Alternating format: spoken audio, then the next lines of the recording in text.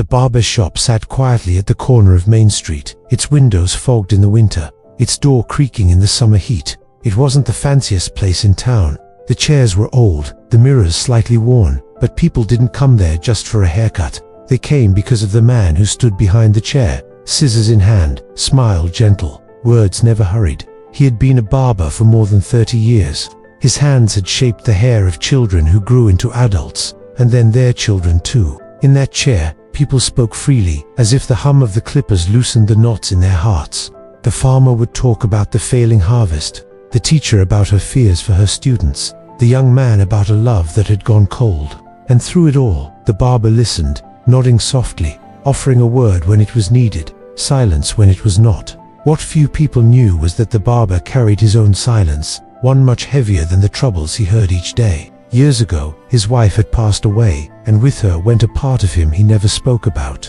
He had filled the emptiness with work, with the rhythm of opening the shop every morning, sweeping the floor at night, and being the ear to everyone else's sorrow. The chair was a confessional, but he never once sat in it himself. In the stillness of the evenings, when the last customer had gone and the broom scraped softly across the floor, he would sometimes glance at the empty seat by the window where his wife used to wait for him.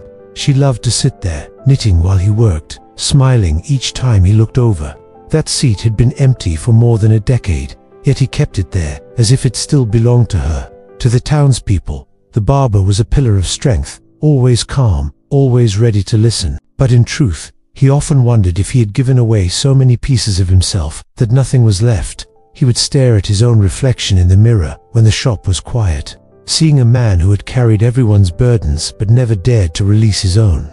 The silence he kept was like a stone in his chest, one he thought no one would ever touch. Yet life has a way of placing the right person in our path, often when we least expect it. And for the barber, that person was not a grown man with troubles, but a boy with wide eyes and simple questions. The boy first came in on a rainy afternoon, his hair damp and sticking to his forehead. He couldn't have been more than 12. His mother had given him a few dollars and sent him to the barber for a trim.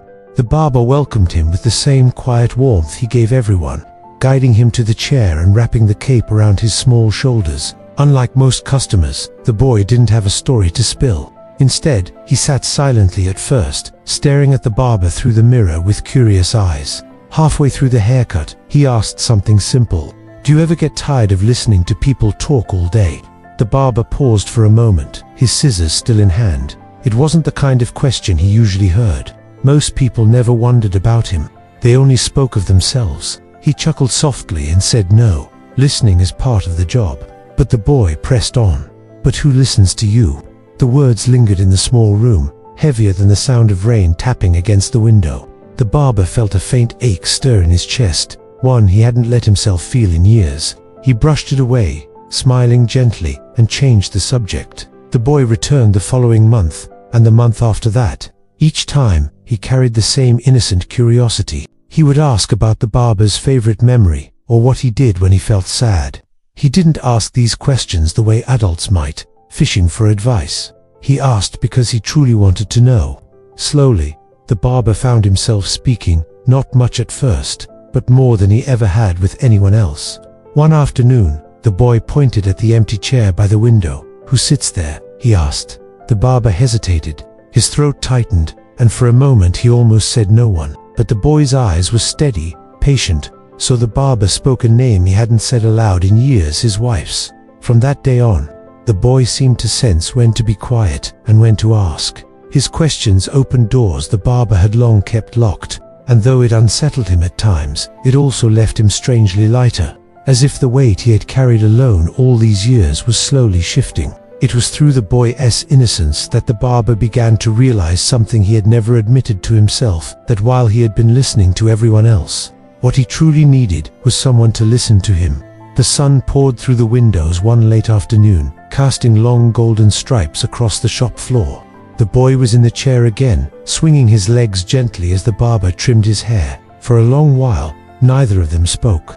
The only sound was the snip of scissors and the hum of the clippers. Then, without meaning to, the barber found himself speaking.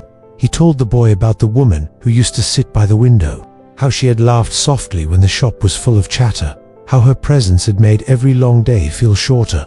He spoke of the illness that took her too soon, how the nights after her passing had been so quiet they felt unbearable. His voice trembled, but he did not stop.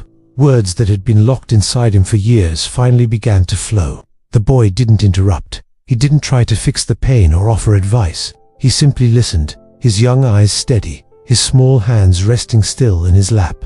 And in that silence, the barber felt something he hadn't felt in a long time: release. The heavy stone he had carried for so many years seemed to ease, even if only slightly. For the first time since his wife's passing, he felt as though he wasn't carrying the weight alone. When he finished, he let out a long breath and placed his hands gently on the boy's shoulders, steadying himself. "Thank you," he whispered, not because the boy had said anything profound, but because he had listened in the same way the barber had always listened to others. That small act had given him back a piece of himself. From then on, the barber was different. He still listened to the troubles of his neighbors, still offered the same quiet comfort, but now he did so with a lighter heart. Sometimes, when the shop was calm, he would tell small stories of his wife, her favorite flower, the way she used to tease him when his hair grew too long. People listened with warmth, and instead of pity, they offered him connection.